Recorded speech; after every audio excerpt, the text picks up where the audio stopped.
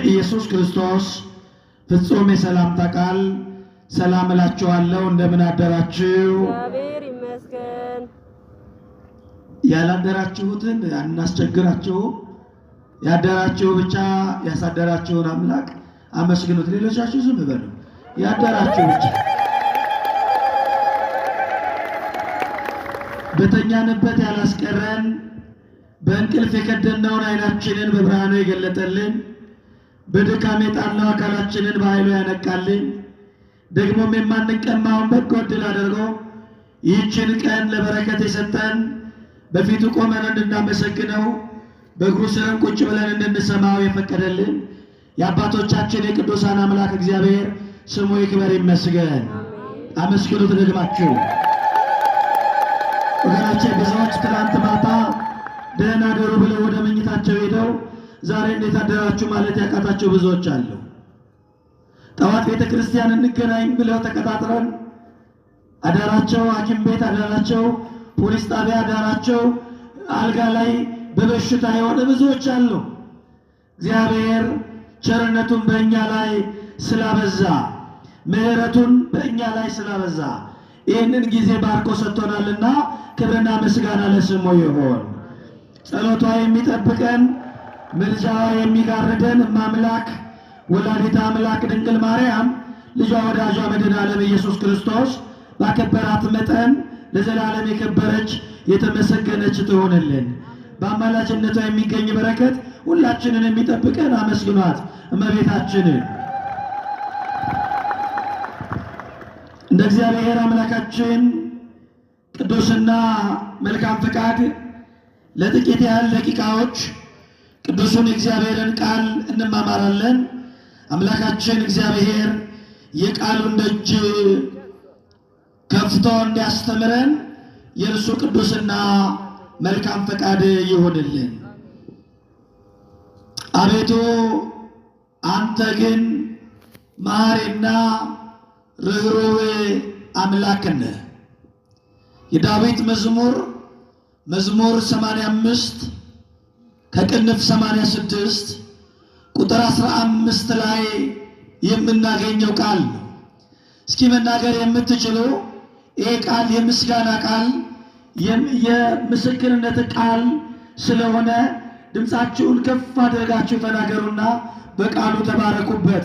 አቤቱ በሉ አንተ ግን መሐሪና ርኅሩኅ አምላክ ነህ። መዓትህ የራቀ ምሕረትህም የበዛ ነው። ወደ እኔ ተመልከት ማረኝም። መድኃኔ ዓለም በምሕረቱ ይመልከተን፣ በይቅርታው ይመልከተን፣ በምሕረቱና በርኅራኄው መድኃኔ ዓለም ሁላችንንም ይመልከተን። ይህንን ቃል መዝሙረኛው ዳዊት የተናገረው ቃል ነው። ምዕመናን እንደ ቤተ ክርስቲያናችን አስተምህሮ ከዓመት እስከ ዓመት የሚበቃ የሰንበታት፣ የሳምንታት፣ የዘመናት፣ የአዝማናት፣ የወራት፣ የበዓላት ሥርዓተ አምልኮ ተሰርቶ የተጠናቀቀላት ቤተ ክርስቲያን ናት። ሊቁ አባታችን እንደ ሊቃውንት እየተረጎመ እንደ መላእክት የሚያሸበሽበው እንደ ባህታዊ እየመነነ እንደ ሊቃውንት የሚያመሰጥረው እንደ መነኩሴ እየጾመ እንደ ካህን የሚቀድሰው ታላቁ የቤተ ክርስቲያናችን ሊቅ ምድራዊው መልአክ ሰማያዊው መርጌታ ሊቁ ቅዱስ ያሬድ ለቅድስት ቤተ ክርስቲያን የሚበቃ ከዓመት እስከ ዓመት የሚደርስ በቂ ሥርዓተ አምልኮ ሰርቶላታል። በአማላጅነቱ የሚገኝ በረከት ሁላችንን የሚጠብቀን እና ቅድስት ቤተ ክርስቲያን ያለቀ ሥርዓተ አምልኮ ያላት ቤተ ክርስቲያን ናት። የምእመናንን ልብ ትርታ እየጠበቀች የምእመናንን ፍላጎት እየጠበቀች ሥርዓተ አምልኮዋን የምትቀይር ቤተ ክርስቲያን አይደለችም። ዛሬ በየሚዲያው እናያለን። ዛሬ በቢዝነሳችሁ ላይ እንጸልያለን የሚሉ፣ ዛሬ በትዳራችሁ ላይ ያለውን ቀንበር እንሰብራለን የሚሉ፣ ዛሬ ስለ ትዳር ዛሬ ስለ ውጭ ጉዞ፣ ዛሬ ስለ በሽታችሁ እንጸልያለን እያሉ እንደው ልባችንን ለማማለል የሚፈልጉ አሉ። የቅድስት ቤተ ክርስቲያን አምልኮ እኛ ጸሎት ላጣንበት ርዕሰ ጉዳይ ምን ብለን መጸለይ እንዳለብን ርዕሰ ጉዳይ ሁሉ መልስ የሚሰጥ ጸሎት ነው። የቤተ ክርስቲያን ልጆች ያደረገን አምላክ ይክበር ይመስገን። አሜን። ያለቀላት ጸሎት ነው። ያለቀለት ርዕሰ ጉዳይ ነው ያላት። ግድላችሁም ኑ በአምልኳ ተሳተፉ፣ ግድላችሁም ኑ በማህሌቷ ተሳተፉ፣ ግድላችሁም ኑ በቅዳሴዋ ተሳተፉ። ቅዳሴዋ ሁሉ የጥያቄያችን መልስ ነው። ቅዳሴዋ፣ ጸሎቷ፣ አስተንቆቷ በሙሉ ለጸሎታችን መልስ የሚሆን ነው። ናውም ይባላል አንድ ሰው፣ አንድ ግሪካዊ ሰው ነው አሉ። 2 ሴቶች ልጆች ነበሩትና ያለ እናት ያሳደጋቸው ልጆቹ ናቸው። ስለ ነገ የህይወታቸው ዕጣ ፈንታ በጣም ጨነቀው። ልጆች ምን ላደርጋቸው? መቼስ ወንድ ቢሆን አርሶም ይበላል፣ ነግዶም ይበላል፣ እንደው ተዋግቶም እንደው ስራ ይሰራል፣ ገንዘብ ማግኘት ይችላል። እንደው እነዚህ ሴቶች ልጆቼ ነገ እንደው ዕጣ ፈንታቸው ምንድነው የሚሆነው? ምን አይነት ባል ያገቡ ይሆን ብለው ይጨነቃል። ያባት ለማን ልዳራቸው? ልጆቼ ለባለስልጣን ልዳራቸው አለ። ከስልጣን የወረዱለት ደግሞ ችግር ነው አለ። ለነጋዴ ልዳራቸው አለ። አይ ደግሞ ነጋዴው የሚከሰረለት ልጄን ሊያስረባት ነው፣ አይሆንም አለ። አወጣ አወረደ። የሥራ መስኮችን በሙሉ ለወታደር እንዳይደራት ሰቀቀኑ ይገለዋል። ለሆኖ እንዳይደራት በቃ ሁሉም ስጋት ሆነበት። መጨረሻ ላይ በቃ ልጄ ብታጣ ቤቷ ጥሬ አታጣምና ብሎ ለገበሬ ብድራት ይሻላል ብሎ ለአንዷ ለገበሬ ዳራት፣ አንዷን ደግሞ ለማን ዳራት ብሎ ሲያስብ ቆየና እንደው በምድር ላይ ጠፋ የሚባል አፈር አይጠፋምና እቺስ ያቺን አፈር ጠፍጥፎም ቢሆን ያበላታል ብሎ ለሸክላ ሰሪ ዳራት። አንደኛው አፈር ገፊ ነው፣ አንደኛው አፈር ጠፍጣፊ ነው። አንደ ሸክላ ሰሪ ነው፣ አንደኛው ገበሬ ነው። ሁለቱም አይራቡም አይቸገሩም ብሎ አምኗል። እውነት ነው። ጥሩ የበረከት ስራ ነው። በተለይ ግብርና እንደው የእግዚአብሔር አብ ምሳሌ እኮ ነው ገበሬ መሆን አይደል? ገበሬውም አባቴ ነው ይላል እኮ በምሳሌ ክርስቶስ ሲያስተምር። ዳራቸው እነዚህ ልጆች ስራቸውን ትዳራቸውን እየኖሩ ነው። ሊጠይቃቸው አባቴ ሄደ። አንደኛው ጋር ገባ። ልጄ እንዴት ነሽ? ደህና ነሽ ወይ? ደህና ነኝ አባዬ። እንደው ይርብሻል? አይርበኝም። ይጠማሻል? ኧረ እንደው ይቸግርሻል? ኧረ ምንም ችግር የለም። ግን አባዬ ይሄ ማዶ ላይ የምታየው እርሻ አለ አይደል አለችው። አዎ ቅርብ ጊዜ ነው የተዘራው። አሁን ገና ቡቃያው ብቅ እያለ ነው። ዝናብ ይፈልጋል። ዝናብ ካልዘነበ ይሄ እህል መጥፋቱ ነው አባዬ፣ እባክህ እንዲዘንብ ጸልይልኝ አለች። ችግር የለውም ጸልያለን፣ እግዚአብሔር ይሰማናል ልጄ በርቺ ብሎ እሷ ጋር አዳድሮ ተሻግሮ ደግሞ ሸክላ ሰሪዋ ቤት ሄደ። ልጄ እንዴት ነሽ? ደህና ነኝ አባዬ። ኑሮ እንዴት ነው? ጥሩ ነው። ይርብሻል? እንደው ይጠማሻል? ኧረ ምንም ችግር አለ አራዳች እንኳን። ግን አባዬ ይሄ ውጭ ላይ ያለው ሸክላ ይታያል? አዎ እርጥብ ነው። ከዘነበ ሊጠፋብኝ ነው፣ ለልጄ እራባለሁ። ስለዚህ ፀሐይ ብቻ እንዲሆን እንዳይዘንብ ጸልይ አለች። ይሄ አባት ምን ብሎ ይጸልይ? እስቲ ትልቅ መዝገበ ጸሎት ተሸክማችሁ የምትመጡ ከዛ ውስጥ ጸሎት አምጡ። ለዚህ የሚሆን ዝናብ ግን አትዝነብ ይባላል? ይባላል? አይባልም። ግራ የሚያጋባ ሆነበት። አሁን እንደዚህ ግራ የሚያጋባ ምን ብዬ ልጸልይ የምንልበት ጉዳይ አለ። ይሄ ሰው ምንም ነገር ማድረግ አይጠበቅበትም። ገብቶ ቅዳሴ ማስቀደስ ብቻ ነው። ለምን? በሚሻበት ቦታ ዝናቡን ያዘንብ ዘንድ ስለ ዝናብ ምን እንላለን? እንማልዳለን። ይሌለ ዲያቆኑ በሚሻበት ቦታ እግዚአብሔር ዝናቡን ያዘንብ ዘንድ ስለ ዝናብ ምን እንላለን? በሚያስፈልግበት ቦታ ዝናብ፣ በሚያስፈልግበት ቦታ ዝናብ፣ ፀሐይ በሚያስፈልግበት ቦታ ፀሐዩን እንዲያወጣ፣ የሰማዩ ነፋስ የተባረከ እንዲሆን፣ በቃሉ ትእዛዝ እንዲመራ፣ በልቡ ሐሳብ እንዲከወን፣ ማንም እንዳይራብበት መልስም ያመጣ። ለዚህ አባት የጸሎት መልስ የምትሰጠው የቅድስት ቤተ ክርስቲያን ጸሎት ብቻ ናት። የቤተ ክርስቲያን ልጆች ያደረገን ይክበር ይመስገን። ስለዚህ ቅዱስ ያሬድ ይሄ ዛሬ ያለንበትን ከሰኔ 18 ወይም ከአባ ገሪማ እስከ 25 ያለው ከሰኔ 17 እስከ ሰኔ 15 ያለው ጊዜ አስተምህሮ በመባል ይታወቃል። ምን ይባላል አልኳችሁ? አስተምህሮ ስንል ፊደላት እንግዲህ በእኛ ቤት ትርጉም ይቀያይራሉ። ህ ስትጻፍ በሀሌታ ውሃ ህ ከተጻፈች ትምህርት፣ ስርዓተ ትምህርት፣ ዕውቀት ማለት ነው። አስተምህሮ በሀሌታ ውሃ ህ ከተጻፈ ግን አስተብቆት፣ ልመና፣ ጸሎት ማለት ነው። ቤተ ክርስቲያናችን አባቶች ይህንን አስተምህሮ የሚባለውን ሳምንት የልመና ሳምንት ብለው ይጠሩታል። የምን ሳምንት? የምን ሳምንት? የልመና ሳምንት ይባላል። ማን ነው የሚለመነው? እግዚአብሔር። ስለምንድን ነው የሚለመነው ከተባለ ሰኔ 26 ጀምሮ ደግሞ እስከ መስከረም 25 ምን ይገባል? ክረምት ይገባል። ክረምት ይገባል። የዚህ ክረምት ወቅት ነጎድጓዳማ ነው። ሰማዩ በመብረቅ ይታረሳል። ወንዞች በውሃ ይሞላሉ። ጋራው፣ ሸንተረሩ እጽዋትን ያበቅላሉ። ስለዚህ ቀጣይ ሳምንት የምንቀበለው ክረምት የሚዘንበው ዝናብ የምህረት ዝናብ እንዲሆን፣ ወንዙ እስከ ልኩ እንዲሞላ፣ ሁሉ በአግባቡ እንዲሰደር የሚነፍሰው ነፋስ፣ የሚዘንበው ዝናብ፣ የሚፈሰው ቀላይ በሙሉ በእግዚአብሔር ቸርነት እንዲቃኝ ቅድስት ቤተ ክርስቲያን ትጸልያለች። ይህ የልመና ወቅት ይባላል። በእውነት የቤተ ክርስቲያንን ጸሎት ሰምቶ የቤተ ክርስቲያን አምላክ ለሀገራችን የሚነፍሰውን ነፋስ የበረከት ነፋስ ያደርግልን። ዛሬ ተፈጥሮ በሚከዳበት ዘመን አምነን የረገጥነው መሬት እየከዳን በዛው በሚያስቀርበት ዘመን ልመና ያስፈልጋል አያስፈልግም? ያስፈልጋል አያስፈልግም?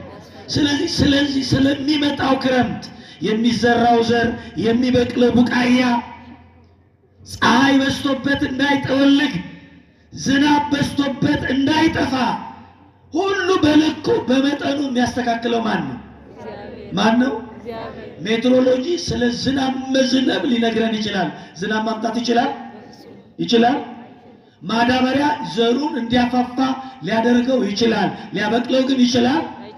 የገበሬ ጥረት መሬቱን ማረስ ነው። ማብቀል የማን ስራ ነው?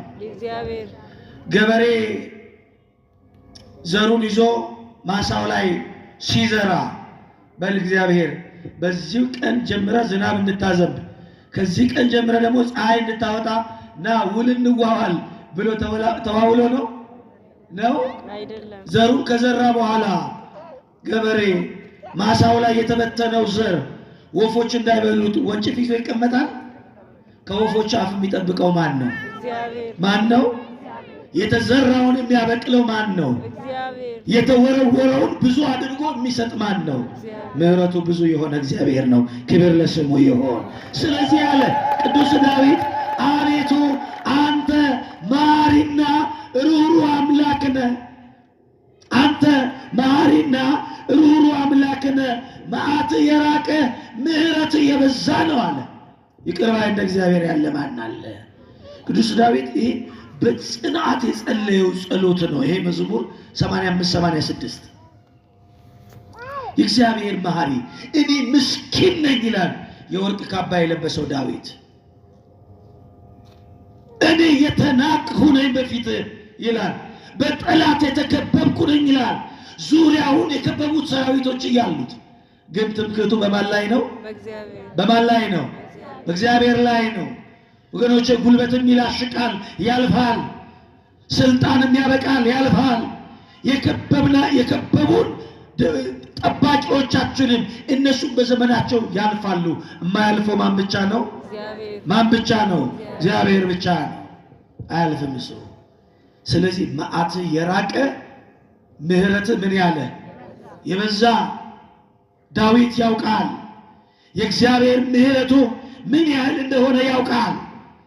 በአንድ ወቅት ዳዊት ልቡ በትዕቢት አበጥ አለና በማን መመካት እንዳለበት ምን ያህል ሰራዊት እንዳለው ለማወቅ ሰራዊቶቹን እና ታጣቂዎቹን ህዝቡንም ሊያስቆጥር ተነሳ።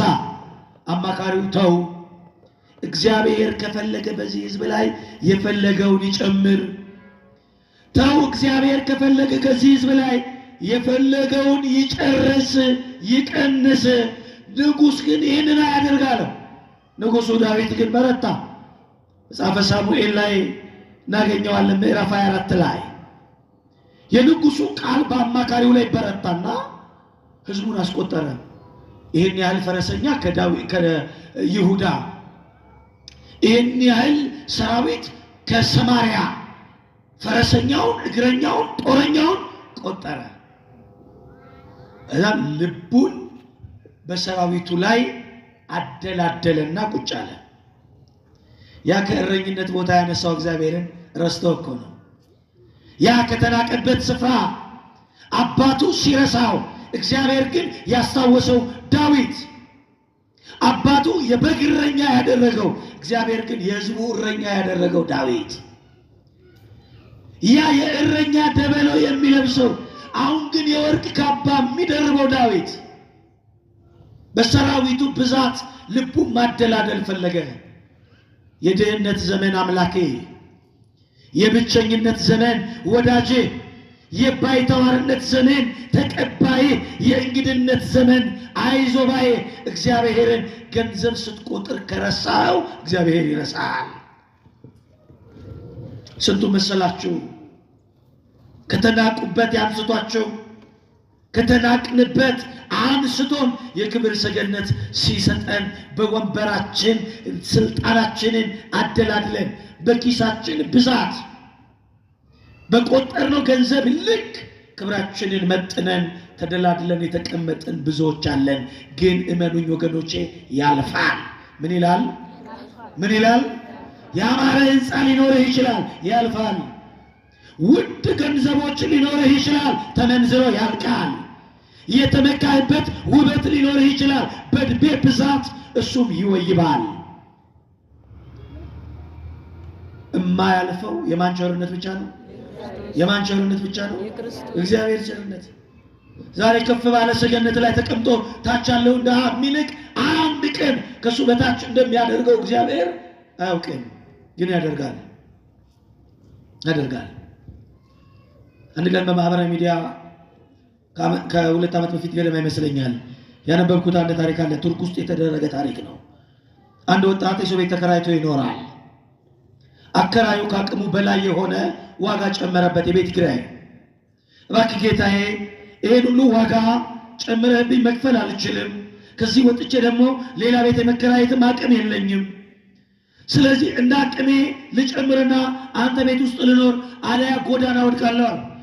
ምን አገባኝ ታዲያ አለ። አለን አይደል? እንደዚህ አይነት አከራዮች አለን አይደል? እስቶም መለኮስ ሲጀምሩ ቆጣሪ የምናጠፋ፣ የቧንቧ ቆጣሪ ቁልፍ የምንደብቅ፣ ሰበብ አስባቡን ምክንያት አድርገን 2 ብሩሽ ቀለም ቀብተን ግድግዳውን ኪራይ እጥፍ የምንጨምር አለን። አንድ ቀን እናጣዋለን። አንተ ቤት ሻንጣ ይዞ ጓዙን ጠቅልሎ ተከራይ የሆነ የገባው ምስኪን አንድ ቀን አንተ የደረስክበት መድረሱ አይቀርም። አንድ ቀን ደግሞ አንተ ሞት እንደሱ መሆን አይቀርም። ደግሞ በአሁን ጊዜ ቤት ምን ያስመካል? በተለይ ኩባል አዲስ አበባ ላይ በቃ በትክክለኛ የኦሮምኛ ስሙን ያገኘው ቤት ዘንድሮ ነው። መና ነው የሆነው። መና ያማሩ ቪላዎች ሲገነደሱ አይተናል። የተንጣለሉ ህንፃዎች ሲወድቁ አይተናል። በቃ ያልፋሉ ያለ እግዚአብሔር በሰው እጅ ማለት ነው። እና ይሄ ሰው አከራዩን አስጨነቀው። በቃ አከራዩ ከአቅሙ በላይ ሲሆን ጓዙን ጠቅልሎ ጎዳና ወጣ። ይህ በሆነ በ15ኛው ቀን ታስታውሱ እንደሆነ በነጮቹ 2022 ይመስለኛል ይሁን 2023 እርግጠኛ አይደለሁም፣ ቱርክን ኃይለኛ ርዕደተ መሬት መታትና ቱርክ እንዳልነበረች ሆነች። ባለቪላውም ባለቤቱም እንዳለ ያ የምድር መናወጥ ከተማዋን እንዳልነበረች አደረጋት። ይህንን ያጋራው ልጅ አሁን ይህንን ምጽፍላችሁ አለ። ያ ምስኪን ተከራይ ከትላንትና አከራይ ጋር መንግስት ባትዘጋጀልን መጠለያ ካምፕ ውስጥ ቁጭ ብለን አብረን ሻይ እያፈላን ነው አለ። እግዚአብሔር ይችላል አይችልም? በምንም የሚያስመካ ነገር በምድር ላይ የለም። ስለዚህ ዳዊት በሰራዊቱ ብዛት ሊመካ ወደደ፣ ፈቀደ፣ ተዋለው፣ እምቢ አለ። ይሄን ያህል ጦረኛ፣ ይሄን ያህል እግረኛ፣ ይሄን ያህል ፈረሰኛ ብሎ ቆጥሮ ተደላድሎ ቁጭ ሲል እግዚአብሔር ዳዊትን ተቆጣው። እቀጣዋለሁ አለና ጋድ የሚባለውን ነቢይ ላከ ወደ ቤቱ። ዳዊት አቤት፣ እግዚአብሔር አዝኖብሃል፣ ግን ሊቀጣ ይፈልጋል። ቅጣቱ ግን ባንተ ምርጫ ነው አለው። በማን ምርጫ ነው? በማን ምርጫ? ባንተ ምርጫ። 3 ዓመት ሙሉ በጠላት እጅ መውደቅ ይሻላልን? ስንት ዓመት? በማን እጅ? በጠላት እጅ። ለ3 ወር ሙሉ በረሃብ መቀጣት ይሻላልን? ሐመሮሃ 3 ቀን በእግዚአብሔር የቁጣ ሰይፍ መቀጣት ይሻላል አለው። እግዚአብሔር የቁጣ ሰይፍ ማለት አንዲቱ ሰይፍ ወደቀች ማለት ምድሪቱን የምታጠፋ ናት። 3 ቀን እግዚአብሔር ይቅጣህ፣ ወይስ 3 ቀን ረሃብ ይቅጣህ፣ ወይስ 3 ቀን ጠላት ሰራዊት ይቅጣህ። እንግዲህ በቂ ሰራዊት አለኝ ብለህ ራስን አደላድላለህ አይደል? 3 ዓመት ትዋጋቸዋለህ፣ በጠላት እጅ አሳልፌ ልስጥህ፣ ወይስ 3 ዓመት ማነው 3 ወር በረሃብ ትሰቃያለህ፣ ለረሃብ አሳልፌ ልስጥህ፣ ወይስ 3 ቀን በኔ ሰይፍ ቸነፈር ትመታለህ አለው። ዳዊት ተጨነቀ። ሰው ክፉ ነው። 3 ዓመት ሙሉ በጠላት እጅ መውደቅ እንዴት እንደሆነ ያውቀዋል። ፍልስጤማውያን ከበዋቸው እንዴት እንዳስጨነቋቸው ያውቀዋል። ጎልያድ የሚባል ጠብደል አሰልፈው እንዴት እስራኤላውያንን እንዳሳነሷቸው ዳዊት ያውቃል። ጠላት ርህራሄ የለውም። የጠላት ሰይፍ ምሕረት አያውቅም። ሁለተኛው ረሃብ ነው። ረሃብ ደግሞ ክፉ እንደሆነ ዳዊት ያውቃል። ረሃብ አያቶቹን እንዴት እንዳሰደዳቸው ያውቃል። ረሃብ በጣም ክፉ ነው ወገኖቼ። ረሃብ በጣም ጨካኝ ነው። ርህራሄ አያውቅም። እናት ልጇን የገዛ ልጇን ከጎረቤቷ ተማክራ ጠብሳ እስክትበላ ድረስ ረሃብ አስገድዶታል። በመጽሐፍ ቅዱስ የተመዘገበ ቃል ነው። መጽሐፈ ነገሥት ላይ ረሃብ ክፉ ነው። ከሰውነት ተራ ያወጣል። ረሃብ ክፉ ነው። ከክብር ያዋርዳል። ረሃብ ክፉ ነው። እሳት የሆነውን የሰውን ፊት ያሳያል። ሲያስበው ረሃብን ጨነቀው። ረሃብ ክፉ ነው። እሺ ወገኖች፣ ግን ደግሞ ለእኛ ለክርስቲያኖች ደግሞ የሚከፋ ረሃብም ደግሞ አለ። እንጀራ መራብ፣ ውሃ መጠማት ረሃብ አይመስላችሁ? እሱ እንኳን አሁን ዘመኑ ጥሩ ነው። እነ ፋኦ ዓለም አቀፍ የምግብ ድርጅቶች የተቀቀለ ስንዴ እያመጡም ቢሆን እየመገቡን ይህንን የረሃብ ዘመን ልንሻገረው እንችላለን። ግድ የለም። የከፋው ረሃብ ግን አለ። በዚህ በትንቢተ አሞጽ ምዕራፍ 8 ይመስለኛል ቁጥር 11 ላይ የተመዘገበ ረሃብ አለ። በምድር ላይ ረሃብን የምሰድበት ዘመን ይመጣል ይላል የሰራዊት ጌታ እግዚአብሔር አለ። እሱም እንጀራን ከመራብ ውሃን ከመጠማት አይደለም፣ የእግዚአብሔርን ቃል ከመራብና የእግዚአብሔርን ቃል ከመጠማት ነው እንጂ። ከምዕራብ እስከ ምስራቅ፣ ከሰሜን እስከ ደቡብ፣ ከባህር እስከ የብስ ይሯሯጣሉ፣ ይዟዟራሉ፣ የእግዚአብሔርን ቃል ይፈልጋሉ፣ አያገኙትም። አረ እግዚአብሔር በዚህ ዘመን የቃሉን ረሃብ አያሳየን። እግዚአብሔር በዚህ ዘመን በቃሉ ድርቅ አይምታን። ወገኖቼ ዛሬ እንደዚህ ተለምነን እባካችሁ እንደዚህ የሚያምር መቀመጫ ይሻላችኋል፣ እዚህ ጋር ነው፣ እባካችሁ ከዛ የራቃችሁ ነው፣ እባካችሁ ታገሱና ተማሩ የምንባለው አንድ ቀን ጠኔ ሆኖ ሊደፋን ይችላል። እግዚአብሔር በዘመናችን ግን አያሳየን። ይሄንን ይከፋል የእግዚአብሔር ቃል ረሃብ። ሰው የእግዚአብሔርን ቃል መራብ ሲጀምር ከአውሬም ይከፋል። ሰው የእግዚአብሔር ቃል ከውስጡ ሲጠፋ ልክ ምግብ ያጣ ሰው ራሱን መቆጣጠር ራሱን መቋቋም እንደማይችለው ሕሊናውን መቋቋም ያቅተዋል። ዛሬ ግፈኞች ዜጎችን የሚያፈናቅሉ የንጹሃንን ደም የሚያፈሱ እንጀራ ርቧቸው እንዳይመስላችሁ፣ የእግዚአብሔር ቃል ርቧቸው ነው። እግዚአብሔር ቃል ድርቅ ክፉ ነው፣ አውሬ ያደርጋል። ግን ዳዊት የቀረበለት ረሃብ የእንጀራ ረሃብ ነው። ጨነቀው ሲያስበው አሰበ። 3 ቀን የእግዚአብሔር ቁጣ መረጠ። ዳዊት ከዙፋኑ ብድግ አለ፣ በጉልበቱ ተንበረከከና እንዲህ አለ፣ ምሕረቱ ብዙ ነውና በእግዚአብሔር እጅ ልውደቅ፣ በሰው እጅ ግን አልውደቅ አለ። እስኪ በሉ ምሕረቱ በሉ ብዙ ነውና በእግዚአብሔር እጅ ልውደቅ፣ በሰው እጅ ግን አልውደቅ። ወገኖች የሰው እጅ ክፉ ነው። የደከመለት ይፈጠፍጣል። የሰው እጅ ክፉ ነው። የከፋበት ቀን ይደፋል። ሰው እጅ ክፉ ነው። እግዚአብሔር ግን ደግ ነው። እግዚአብሔር እንደወደደ እግዚአብሔር እንደፈቀደ ያድርግ። ግን በእጁ ወድቃለሁ። ምሕረቱ ምንድን ነው? ምሕረቱ ምንድን ነው? ብዙ። ሁለተኛ ሳሙኤል ምዕራፍ 24 ላይ ሙሉን አንብቡት። ምሕረቱ ብዙ ነውና በሰው እጅ አልውደቅ፣ በእግዚአብሔር እጅ ልውደቅ አለው። እና ጌታዬ ሆይ አለ ተንበርክኮ፣ የበደልነው እኔና የአባቴ ቤት ነን እንጂ ይህ ሕዝብ አይደለም። ንጹሐን በጎችህን ግን ጌታ ሆይ አትቅጣ አለው። አይቅጣን መድኃኔዓለም ስለ ቅዱሳን ነው ብለው ይህ መውጫ መግቢያውን የማያውቀው ንጹሕ በግህን አታጥፋ፣ እኔና የአባቴ ቤት በድለን። የእግዚአብሔር ቁጣ መጣና በአንድ ደቂቃ ውስጥ 70 ሰዎችን ገደለ። ስንት ሰዎችን? 70 ሰዎችን ገደለ። ዳዊት ደነገጠ። በአንድ ደቂቃ ውስጥ 70 ሰዎችን የገደለች የእግዚአብሔር ሰይፍ በ3 ቀን ውስጥ ምን ያህል ትገድል ይሆን? እግዚአብሔር መልአኩን ላከና በእስራኤል ምድር ላይ ሰይፉን ዘረጋ። ከጣለው እስራኤልን ሊያጠፋት ነው። ዳዊት ተንበረከከና እንባውን እርግፍ እያረገ ወደ እግዚአብሔር ተመለከተ። እኔን አጥፋኝ አለ። እኔ ነኝ የበደልኩት፣ እኔና የአባቴ ቤት ነን የበደልነው። ላጥፋ፣ እኔን አጥፋኝ። ሕዝብህን ግን ይሄ የዋ በግ ሕዝብህን ግን እባክህ በጎችህን አታጥፋ ጌታ ሆይ አለው።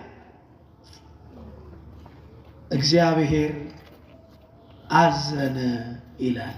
ምን አለ? አረ መድኃኔዓለም ይዘንልን፣ ኢየሱስ ክርስቶስ ይዘንልን። አዘነ። መልአኩ ሰይፉን መዟል፣ ሊጥለው ነው። እግዚአብሔር በኦርና አውድማ አጠገብ የቆመውን መልአክ ቆይ ሰይፍን ወደ ሰገባ መልስ አለው። ክብርና ምስጋና ለሰራ ሰይፍን ወደ ሰገባው መልስ። እግዚአብሔር ከቁጣው ራራ። ይራራልን መድኃኔዓለም። የዚህ ጊዜ ዳዊት ይህንን ሲናገር ይህንን ሲመለከት የእግዚአብሔር ሰው ጋር መጣና በል እንግዲህ በዚህ ኦርና በሚባለው ሰው አውድማ ላይ ለእግዚአብሔር መሠዊያን ስራና ለእግዚአብሔር መስዋዕትን ሰዋ አለው። ዳዊት ከሰራዊቱ ጋር ኦርና የሚባለው ሰው እህሉን ሊወቃ የእርሻ ዕቃዎቹንም ይዞ አውድማ ላይ ቆሟል። ዳዊት መጣና እባክህ ይሄንን አውድማ ለእግዚአብሔር መሠዊያ ልሰራበት ነው፣ መስዋዕት ላቀርብበት ነው፣ ስጠኝ አለው። ሽጥልኝ ሲለው አይ ጌታዬ ንጉሡ ከወደደውማ እግዚአብሔር መስዋዕትን ይቀበልልህ፣ በነፃ መሬቱን ውሰደው አለ። ዳዊት ደግሞ አይደለም ከድሃ ወስጄማ ለእግዚአብሔር አልሰዋም፣ በሙሉ ዋጋ ገዛዋለሁ አለ። ያ ኦርና ምስኪን ነው። አውድማውን መሠዊያ አድርገው፣ ለመስዋዕት የሚሆን በሬውንም የኔን ውሰድ፣ የመስዋዕት እንጨት እንኳን ፍለጋ ሌላ ቦታ አትሄድ፣ ሞፈር ቀንበሩ የእርሻ ዕቃው አለ፣ ፈልጠ መስዋዕት አድርገዋል። እንደዚህ አይነት ክርስቲያኖች እኮ ደግሞ አሉ። ሕይወታቸውን በሙሉ ትዳራቸውን በሙሉ ለእግዚአብሔር የሚሰጡ እጃቸው ከምጽዋት ያልተሰበሰበ፣ ልባቸው ከቅንነት ያልጠመመ፣ አንደበታቸው ከምስጋና ያልጎደለ ብዙ ክርስቲያኖች ደግሞ አሉ። አረ እግዚአብሔር እንዲህ አይነቶቹን ያብዛልን። ካላችሁ መድኃኔዓለም ብዙ ያደርጋቸው። አመስግኑት በእውነት። እና ዳዊት በኦርና አውድማ ላይ የኦርናን በሬዎች የኦርናን የመስዋዕት ዕቃ በ50 ሰቅል ወርቅ ገዝቶ ለእግዚአብሔር መሠዊያ ሰራ። ያ ሊያጠፋ ሰይፉን የመዘዘው መልአክ የይቅርታ መስዋዕትን ይዞ የዳዊትን መስዋዕት ይዞ በእግዚአብሔር ፊት ወጣ ይላል። እግዚአብሔር መሐሪ፣ እግዚአብሔር ሩህሩህ፣ እግዚአብሔር ታጋሽ፣ እግዚአብሔር ይቅር ባይ ማን አለ እነሱ? ዛሬም ድረስ ይህንን የዳዊትን መስዋዕት ቅድስት ቤተ ክርስቲያን ታስባለች። ወጸሪቀ በመለተ ቤተ መቅደስ ወለዳዊት በአውደ ኦርና ኢያቡሳዊት የኢያቡስ ምድር በሆነችው በኦርና አውድማ ላይ የዳዊትን መስዋዕት እንደተቀበልክ የእኛንም መስዋዕት ምን በል ተቀበል ብላ ዘወትር ቤተክርስቲያን በቅዳሴዋ ይህንን መስዋዕት ታስባለች። ስለዚህ እግዚአብሔር መሐሪ ነው፣ ርኅሩህ ነው። መዓቱ የራቀ ምሕረቱ የበዛ ነው አለ ዳዊት። በእጁ ወደቀ እሱ አይጥለኝም አለ፣ አመነው። እግዚአብሔር ደግሞ ታማኝ ነው፣ ያመኑትን አይጥልም። እግዚአብሔር ታማኝ ነው፣ አውጥቶ አይጥልም። እግዚአብሔር ይቅር ባይ ነው፣ ለይቅርታ ዘወትር እጆቹ እንደተዘረጉ ናቸው። ኑ ስንፍናን ትታችሁ ኑሩ ነው እግዚአብሔር የሚለው ዘወትር። ጥበብ ቤቷን ሰራች አይደለም የሚለው? እሷን ማዳ ቆመች፣ ለማድጋውም የሷን ወይን ጨመረች፣ የሷንም ፊረዳ አረደች፣ ድምጿን ከፍ አድርጋ ሰነፎችን ተጣራች። ስንፍናን ትታችሁ በሕይወት ኑሩ እያለች ይላል። ጥበብስ መድኃኒነ ውእቱ፣ ጥበብማ እንጂ ጥበብማ እኮ መድኃኒታችን ነው። ዘቤዘወነ በጥብሐ ሥጋው፣ በሥጋው መቆረስ ቤዛ የሆነን በደሙ መፍሰስ የተወዳጀን ለመንግስቱም የመረጠን ጥበብ ኢየሱስ ክርስቶስ ነው ይላል። ታርዶ ተወራርዶ ዘወትር ወደ ሰርጉ የሚጠራን እሱ ነው። ምሕረቱ ብዙ ስለሆነ ይቅርታው ብዙ ስለሆነ ዛሬ የተነበበው ወንጌል ይሄን አይደል? መንግስተ ሰማያት ለልጁ ሰርግን ያዘጋጀ ንጉሥን ትመስላለች አለ። ለልጁ ምንን ያዘጋጀ? መንግስተ ሰማያት ሕገ ወንጌል ተስፋ እግዚእነ ኢየሱስ ክርስቶስ ለልጁ ሰርግን ያዘጋጀ ንጉሥን ይመስላል። ሚሊዮን ጊቼን አርጃለሁ፣ የሰባውን ፍሪዳ አርጃለሁ፣ ጠጀን ጥያለሁ፣ ወይኔን ጠምቄያለሁ፣ ኑ ወደ ሰርጉ አለች፣ ተጣራች። ግማሹ ግን አይ እርሻ አለብኝ ብሎ ሄደ። ግማሹ ግን ሚስት አገባለሁ ብሎ ሄደ። ግማሹ ወደ ንግዱ ሄደ። ሁሉም ቀሩ። እንደውም ሌሎቹ ጠሪዎቹ ቀጠቀጡ፣ ደበደቡ፣ ገደሉ። ንጉሱ ሄዶ እነዛ ሰዎች አስጠፋቸው። ከዛም በመንገድ ያሉትን በሙሉ ጠራቸው፣ ወደ ሰርጉ ግቡ አላቸው። ከህዝቡ የተነሳ ሰርግ ቤቱ ሞላ። በመሃል ግን የሰርግ ልብስ ያለበሰ አንድ ሰው ተገኘ። ወዳጄ ለምን የሰርግ ልብስ አልለበስክም አለው። መልስ ባጣ ጊዜ ወደ ጨለማ ጥርስ ማፏጨት ወዳለበት እሳቱ ወደማይጠፋበት ትሉ ወደማያንቀላፋበት ወደ ዘላለም እሳት ጣሉት አለ ይላል።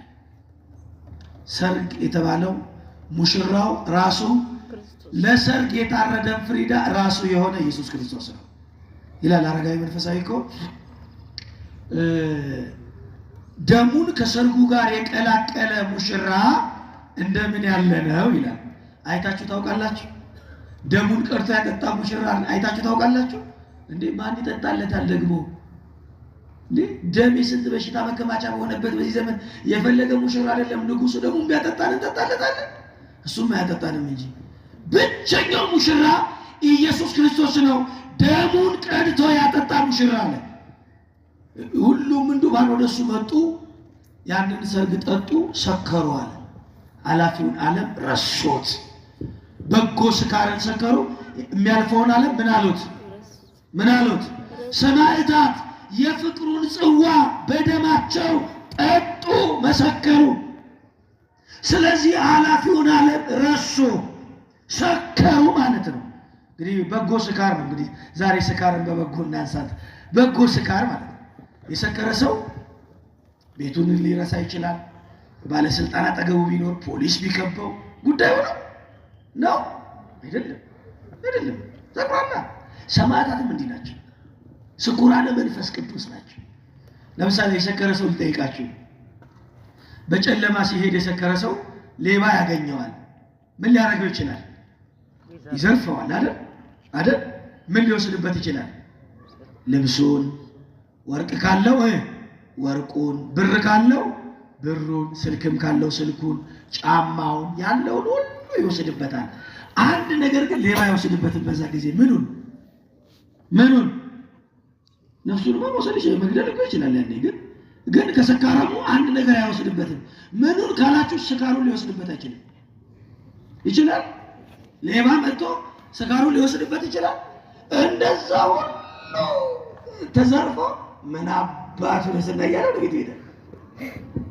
ሰማዕታትም ስኩራነ መንፈስ ናቸው። እግሮቻቸው ሊቆረጥ ይችላል፣ እጆቻቸው ሊቆረጡ ይችላሉ፣ አካላቸው ሊጎድል ይችላል፣ ልብሳቸው ሊገፈፍ ይችላል፣ በአደባባይ ሊደበደቡ ይችላሉ። አንድ ነገር ግን ሊወስዱባቸው አልቻሉም። ከክርስቶስ ጋር የተሳሰሩበትን ፍቅር፣ የሰከሩበትን በጎ ስካር ሊወስዱባቸው አይችሉም። ስለዚህ ሙሽራው ኢየሱስ ክርስቶስ ራሱን አርዶ ስጋውን ቆርሶ ደሙን አፍስሶ ወደ ሰርጉ ጠራን።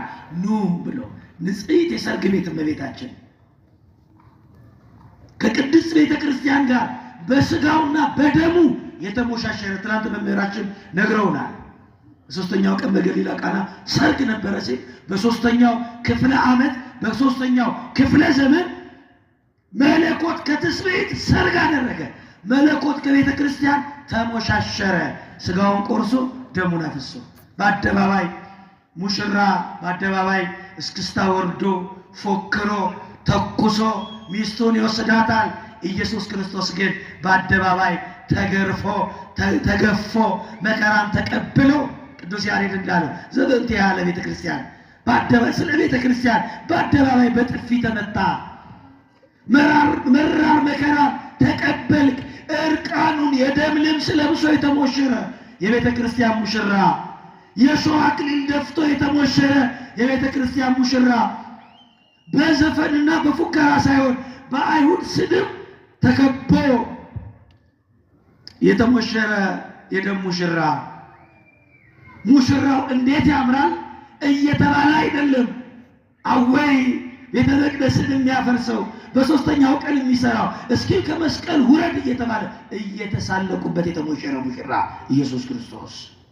ግን ደግሞ ደስ የሚለው መኃልየ ዘሰሎሞን ምዕራፍ 1 ላይ ስለዚህ ደናግል ወደዱት እንዳለ የተቆረሰ ስጋውን፣ የተገረፈ አካሉን፣ የተገፈፈ ሰውነቱን፣ እሾህ አክሊል የደፋ ራሱን፣ በደም የወዛ የታጠበ ፊቱን ባዩት ጊዜ ይወደድ ዘንድ ደምግባት ያጣው ማንነቱን አይተው ሰማዕታት ደናግለ ልቡና አሕዛብ ወደዱት። መሐሪ ነው፣ ይቅር ባይ ስለሆነ ወደዱት። በሞቱ ይቅር ያለ